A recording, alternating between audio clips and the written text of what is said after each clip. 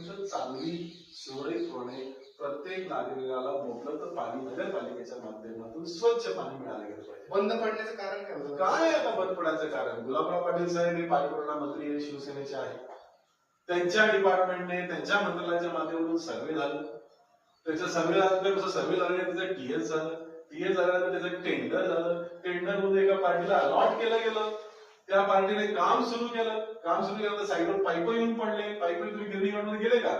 त्या गिरणीवर आम्ही जाऊन आलो. त्या गिरणीवर पाईपवर गवत उगलेलं आणि सगळं झाल्यानंतर मग काम बंद पडलं. कोणी बंद पडलं, काय बंद पडलं, कोणामध्ये एवढी ताकद आहे तो चालू काम बंद करू शकेल, याचा अभ्यास तुम्हीच केला पाहिजे. आणि हे का बंद पडलं तर म्हणजे आपल्याला शून्य टाकेवरून काम करायचं.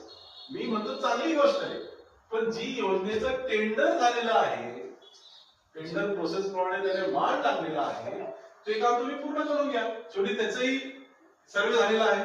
काम असू शकतं कारण रनिंग आमदार त्यांच्याच त्यांनी विचार केला पाहिजे. आमदार विचार पाहिजे ना की आमदार कोणी. मी तुम्हाला सांगतो ना, तुम्ही की चालू काम कोण बंद करू शकतो? तुम्ही सांगा. एवढी ताकद कोणाची? सगळं झालं, पाईप येऊन पडले साईडवर, म्हणजे पेमेंट झालेलं त्याचं, त्यांना काही ना काही पैसे मिळाले असतील तर पाईप टाकतील ना ते. इतक्यात ते सगळं काम ऍक्च्युली परत बंद पडतो. हा सगळ्यात मोठा प्रश्न आहे. त्यांना वाटत असेल की बाबा इथलं पाणी योग्य नाही अंबाडीचं, त्यांनी शिवनामधलं पाणी आणायचं, तेही चांगली गोष्ट आहे. ही योजना पूर्ण